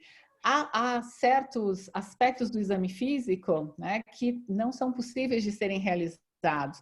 Aquilo que for, tanto é que eu falei que os profissionais, né, de cirurgia, né, de cabeça e pescoço, os cabeça e pescoço, como eles dizem, fizeram um manualzinho para entregar para o paciente de como o paciente tem que se comportar. Então, eu entendo que é possível. Então, aí é o paciente se predispondo a fazer um exame físico à distância. Mas, quando você fala em palpação, por exemplo, você ainda tem limite, né? Se você... a inspeção, você tem toda a razão, é possível fazer. Mas, então, eu vou até corrigir o meu discurso, né? De repente, eu vou dizer que não é possível o exame físico completo. Talvez até ficasse mais interessante, né? Aí a gente adequa. Enfim. Gente, só chamar a atenção dos speakers aqui, que gerou muito interesse e muitas perguntas, sabe? Então, assim, se a gente tentasse responder assim, sumariamente todo mundo, para que todo mundo tenha as respostas aqui, sabe? É culpa de vocês, se dado muito certo a apresentação. Né? João, você consegue ajudar a gente para identificar quais são as próximas perguntas aqui?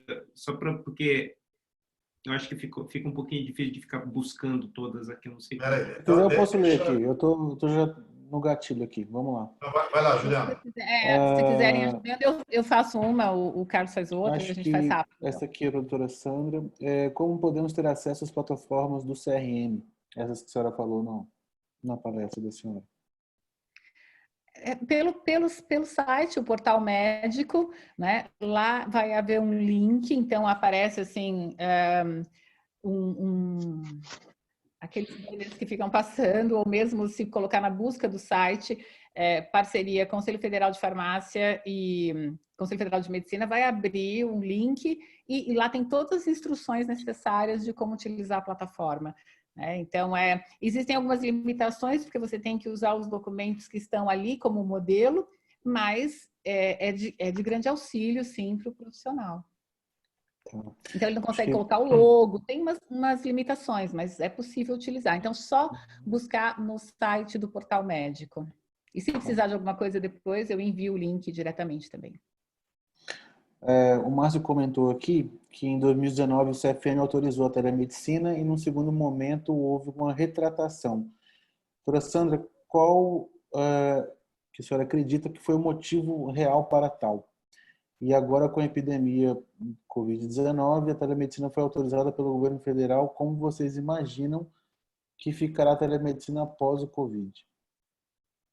Então, na verdade, essa portaria 2227 de 2018 era uma resolução muito boa, bastante detalhada, eu gostei muito dela, mas ela trouxe aí algumas novidades, como eu disse, né, na minha exposição, para quais talvez os médicos ainda não estivessem preparados, né? Nesse momento, em razão dessa emergência em saúde pública, houve um nascimento a fórceps da teleconsulta, né? Então, ela teve de nascer, foi necessário que ela nascesse e os médicos estão se adaptando.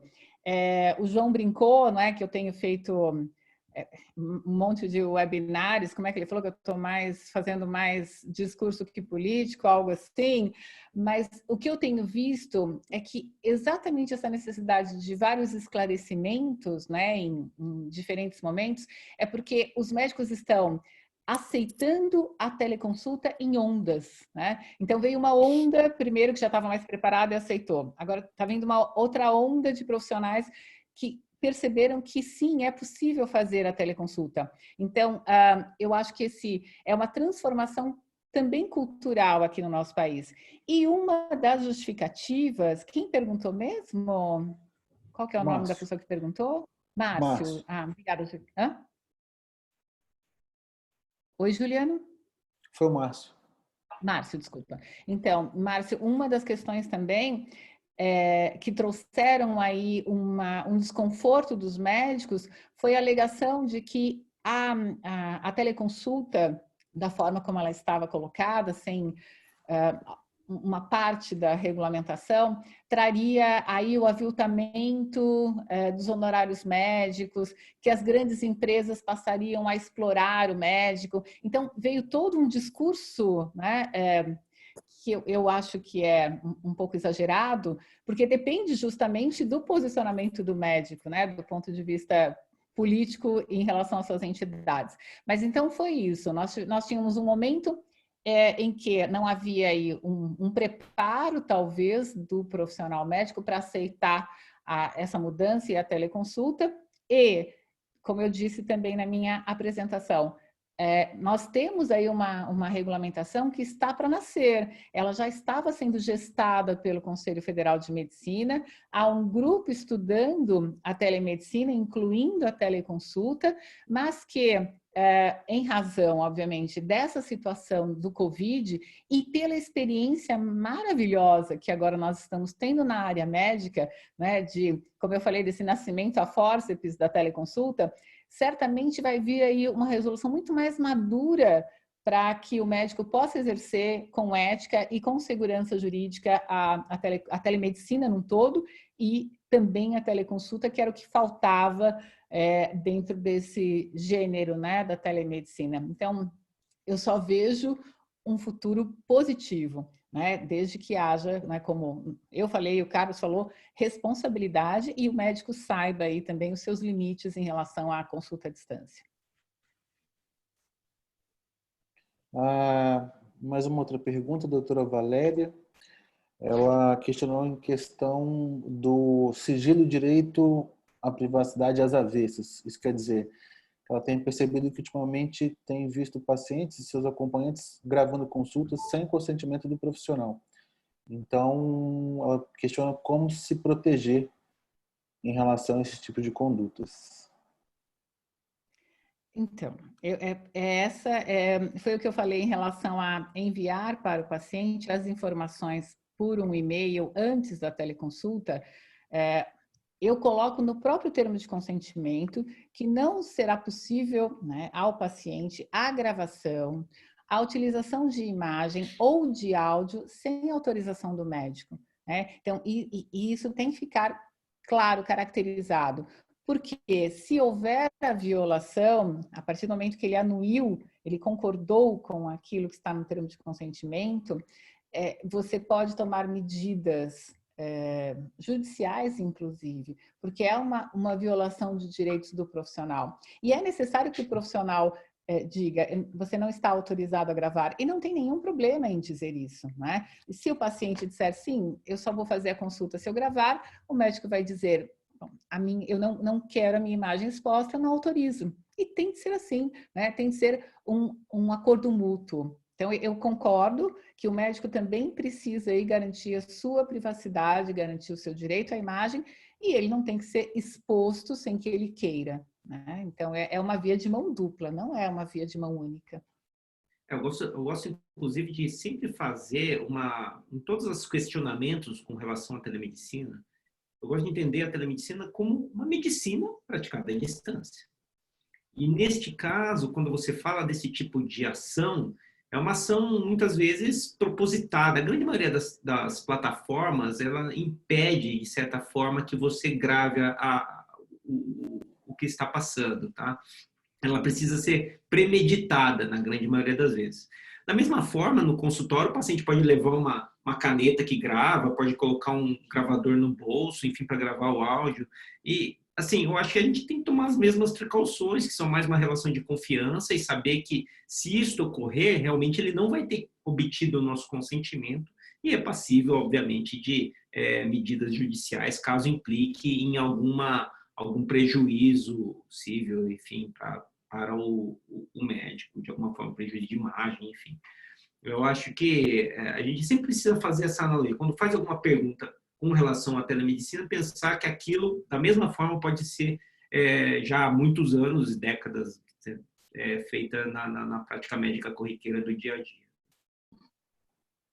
Eu vou juntar 3 perguntas numa só, porque tem bastante. Questão de cobrança de honorário, tá? Na prática privada, como fazer essa cobrança? Se existe alguma questão sobre diminuição de preço, se mantém o mesmo valor da consulta presencial? Como que se administra esse retorno para uma consulta à distância, né? Uma teleconsulta? E era isso, a princípio. Acho que eu posso até falar alguma coisa, porque essa é uma pergunta muito frequente, realmente, e muito pertinente. É uma coisa que o médico não está acostumado, muitas vezes, a trabalhar, especialmente quando é combinado diretamente com ele. Eu costumo dizer que o combinado não sai caro, ou seja, quem determina o preço, na realidade, é o mercado. Você pode perfeitamente cobrar a mesma coisa que você cobra na consulta presencial sem nenhum problema. A grande questão é se você vai ter pacientes suficientes para pagar esse preço. Eles podem achar que está sendo abusivo. Ou seja, há uma tendência a cobrar um pouco mais barato para determinadas consultas quando feitas à distância. O que precisa é estar bem combinado com o paciente. O paciente precisa saber quanto que vai ser o ônus dessa consulta, qual que vai ser o honorário cobrado, e daí você combinar com ele a forma de pagamento. É extremamente frequente hoje, mesmo no consultório particular, o paciente ser pago, ou o médico ser pago através de transferência bancária ou de outros meios digitais, que hoje tem funcionado de forma muito tranquila. E você pode, inclusive, emitir recibo e fazer também a certificação digital para o paciente dessa mesma forma. Ou seja, não há nenhuma razão para que seja diferente da cobrança tradicional da consulta presencial. O que é feito, inclusive, em outros países, existem normas regulatórias de paridade, que normalmente são feitas, inclusive, para que seja cobrada exatamente a mesma dos sistemas de saúde das seguradoras. No Brasil não existe nenhuma norma dessa e há uma tendência a se pagar menos para a consulta que é feita à distância. E o que vai ser necessário é saber quem que aceita isso, como que vai ser a dinâmica do mercado para essa aceitação. O mais complicado realmente é lidar com os convênios. Eu acho que isso vai partir de uma negociação que, em geral, vai envolver as sociedades e questões mais coletivas. O que você acha, Sandra? Então, já houve até uma manifestação da AMB, do Conselho Federal de Medicina, no sentido de que as consultas feitas à distância, elas não devem ser pagas com um valor menor do que as consultas presenciais. E eu penso exatamente isso, porque nós até colocamos aqui na apresentação, tanto eu quanto você falamos disso de formas diferentes, mas a responsabilidade ela é exatamente a mesma em todos os aspectos. Então, por que é que o profissional deve ganhar menos? Agora, tem toda a razão, né, o Carlos, em dizer que existe uma questão mercadológica, claro, né, a depender de onde você está, se tem uma oferta grande, você acaba aí com uma necessidade de equalizar o mercado. Mas, em tese, o mercado ele é decidido também pelos profissionais. Então, eu também assino embaixo que os profissionais deverão ter uma postura diferenciada quanto à negociação com as suas operadoras. Lembrando que ninguém está obrigado a aceitar uma condição. Existe um contrato de credenciamento e um contrato com condições. E muitas vezes na minha prática, não auxiliando os médicos em tomadas de decisão, eu vejo que os médicos têm medo de deixar certas operadoras, de deixar certos credenciamentos, e alguns, quando tomam à frente, não é, da sua gestão, eles percebem que é possível, muitas vezes, deixar um contrato que não é bom para ele, fazer menos atendimentos, cobrar de uma outra forma, às vezes valores até próximos ou maiores do que aquilo que ele recebia do plano, e ter uma outra realidade dentro da clínica. Então, eu acho que a gente também tem que pensar, né, até que ponto é necessário, né, o plano dentro. Obviamente, cada um tem seu core business e tem a sua organização. Mas também é um momento de repensar certas práticas. Mas sempre lembrando, é um contrato. Um contrato, ele é bilateral. Para que haja mudança, ambas as partes têm de concordar, né? Isso é bom que se diga. Uma pergunta comum nessa situação é quando, por exemplo, o paciente logo no início da consulta já apresenta uma situação que claramente não é solucionável por telemedicina, precisaria de uma avaliação clínica mais pormenorizada, do exame clínico.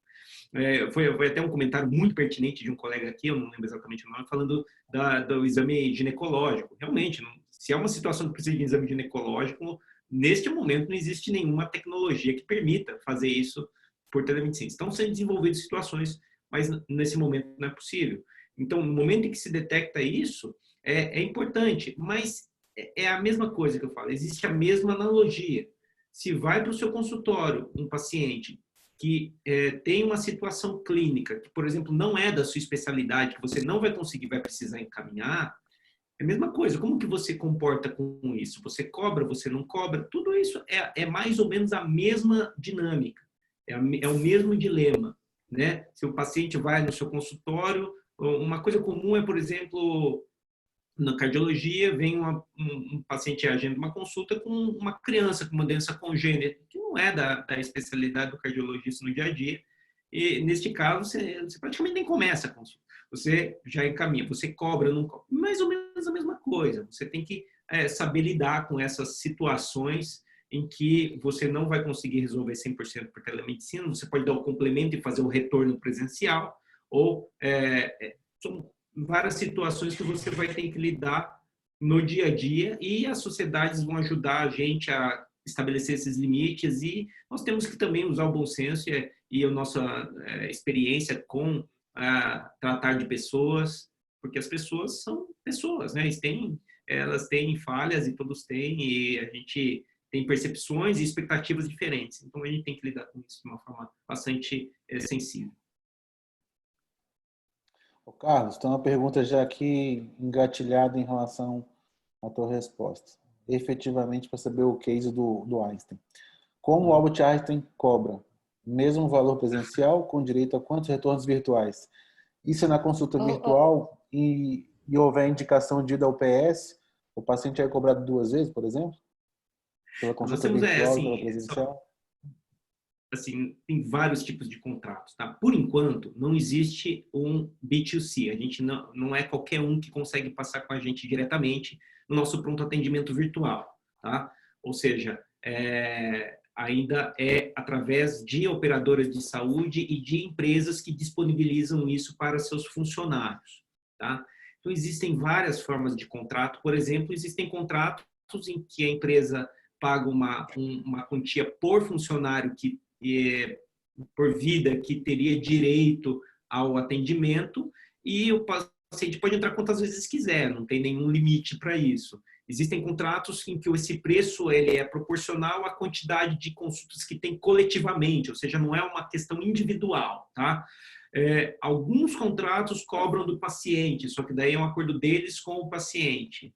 A gente, neste momento, não tem nenhum tipo de impedimento de cobrança quando a telemedicina ela não é efetiva, tá? Não tem nenhum tipo disso. Também não existe triagem, tá? Porque, na grande maioria das vezes, esses dados eles são coletivos, eles não são individuais. Eu tenho certeza que esse vai ser um problema que a gente vai ter que lidar quando a gente estiver tratando diretamente o paciente que paga por aquela consulta específica. E vai cair nessa situação que eu conversei com vocês. Porque, muitas vezes, a pessoa entra em contato justamente para, principalmente agora, ela entra em contato justamente para isso. Olha, doutor, eu queria saber do senhor se eu preciso ir para o pronto-socorro por isso. Daí você fala assim, sim, você precisa. Ela agradece e fica super satisfeita. Ou seja, a consulta era com essa finalidade. né? Então, esse que é um ponto importante que a gente precisa. E daí nós não vamos cobrar para essa opinião? Eu acho que é uma opinião que deve ser cobrada sim, né? Então, são consultas que você faz, são consultas que você está... É uma consulta, você está entendendo, a paciente está falando qual que é a situação dela, e você, naquela situação, você interpreta isso. Todas as consultas elas são seguidas de um relatório médico com hipótese diagnóstica, orientações que são encaminhadas para o paciente, se necessário é uma receita, se necessário um atestado, tudo certificado digitalmente, ou seja, tudo isso tem um custo de infraestrutura que faz sentido ser cobrado, né? Agora, é lógico, cada pessoa vai ter a sua expectativa.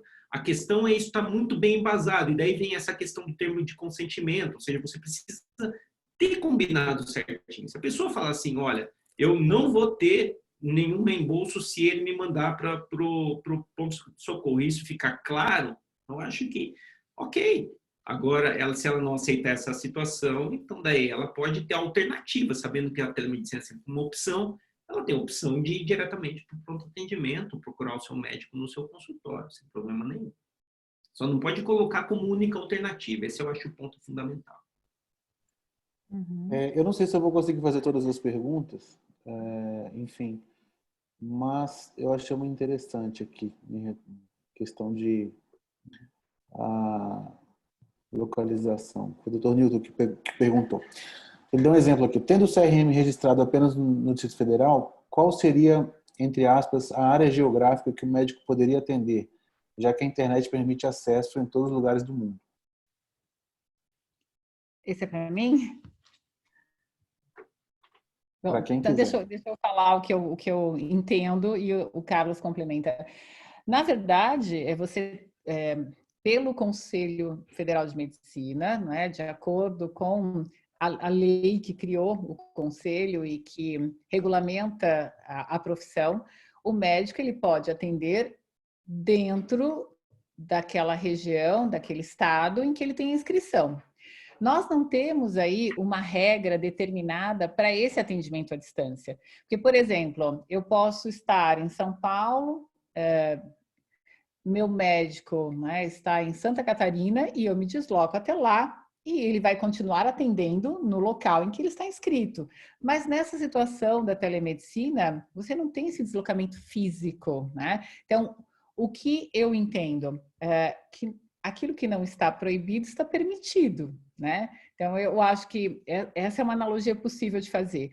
Não obstante, como nós consideramos aqui que é possível que uma consulta à distância seja convertida, não vou chamar de convertida, mas que seja necessário, né, uma consulta presencial, quer dizer, não conseguir resolver a questão à distância, eu entendo que é necessário que o médico que vá atender um paciente num estado diferente, diga isso para o paciente, olha, talvez eu tenha que fazer um exame físico. Como você está em outro estado, né, e nesse momento não é preconizado deslocamento, nós precisamos aqui acordar quem atenderia você. Você procuraria um serviço de atendimento? Você tem um médico, né, para quem você gostaria que eu fizesse um relatório? Então, eu acho que essa condição, ela deveria estar desde antes já acertada, acordada com o médico, para que não houvesse aí nenhum problema, inclusive do ponto de vista ético, né? Então, não vejo um impedimento, mas se a prática for constante, quer dizer, se eu tenho muitos pacientes em outros estados, eu atendo muitos pacientes que são só do estado X, embora o médico não esteja lá, né, talvez seja uma opção até ele pensar numa inscrição, mas isso para um outro momento, quando nós tivermos uma regulamentação específica. Por hora, eu não vejo problema, em especial se já for um paciente daquele médico, porque ele já tem um histórico, ele já conhece o perfil daquele paciente. Então, em especial, não sendo uma primeira consulta, eu não vejo impedimento ético, né? Então, mas isso é uma opinião. Eu não tenho aí algo específico para dizer, salvo aquilo que diz a lei. A lei diz que o médico deve atender dentro daquele local em que ele está inscrito. E se nós pensarmos literalmente, ele está atendendo somente no local em que ele está inscrito, né? Porque é o paciente que está longe, não ele. Exatamente, Sandra, a gente fez antes de iniciar nossos primeiros atendimentos lá em 2016, como a gente já pensava em atender o Brasil todo, a gente fez um estudo jurídico disso, e realmente a conclusão foi que, diferentemente dos Estados Unidos, por exemplo, onde isso é um problema, a norma brasileira, regida aí pelo Conselho Federal de Medicina, é que o médico deve estar inscrito no local onde ele está atendendo, o médico está atendendo. Já a norma americana diz que é onde o paciente está. Então, é isso que provoca essa divergência da situação americana com a situação brasileira. E mais ainda, nós temos leis recentes que permitem que qualquer receita, né, foi inclusive ela foi sancionada pelo Temer recentemente, no último ano de mandato dele, que qualquer receita feita por qualquer médico no Brasil, ela tem validade nacional, mesmo as receitas de notificação especial, né? Então, notificação que precisam, por exemplo, de notificação A, notificação B, essas receitas elas têm validade nacional, tá? E a norma que regia a prescrição de antimicrobianos, que é de 98, se eu não me engano, ela também já falava de ser nacional a sua vigência. Ou seja, não tem nem problema de prescrição, nem problema de documentação e muito menos questões relacionadas à prática médica de regionalização dos conceitos. Então, nesse momento, a gente não tem nenhum tipo de problema com relação a isso. Já tem de fora também do país. Então, tem. Fantástico. Eu realmente... Até uma pessoa tinha me pedido, olha, precisa fazer um segundo tempo daqui uns meses para a gente aprender mais. E, no primeiro momento, eu falei assim, bobagem, mas eu acho que, pelo que a gente está vendo hoje, a gente vai precisar ter um segundo tempo depois, que é muita informação nova e muita informação interessante. Então, eu vou pedir para a doutora Sandra me mandar os e-books e o tempo de consentimento, que nós vamos distribuir aqui para as pessoas que estiveram presentes. Essa gravação vai estar presente também. Quero agradecer demais nosso colega aqui, que realmente foi de última hora, o Carlos chegou de última hora aqui, deu uma aula brilhante, brilhante, brilhante, brilhante. Carlos, eu vou ler um comentário que teve aqui. Eu não sei como é que seria a aula do speaker original, mas o substituto brilhou. A gente faz sempre junto, é a mesma coisa, gente. Então, vou comentar muito positivo. E, Sandra, eu não tenho nem comentar, eu te vejo frequente, você brilha todo dia, várias vezes por dia, muito obrigado. Você tem um conhecimento enorme sobre isso e agradeço demais a vocês esse rápido, vou dizer que é rápido, né? Tem muita coisa, rápido aprendizado de hoje. Então, obrigado e obrigado a todos os participantes que estiveram presentes aqui, obrigado aos organizadores, Juliano, Márcio, Leninha, Marina, Isabela, Mariângela. Obrigado a todos, gente. Boa noite para vocês. Valeu, boa noite a todos. Boa noite, foi um enorme prazer. Tchau, Carlos. Tchau, João. Tchau, Sandra. Tchau, tchau. Tchau, Juliana. Até uma próxima. E eu envio o material depois, né? Não pode ficar tranquilo. Tchau, tchau.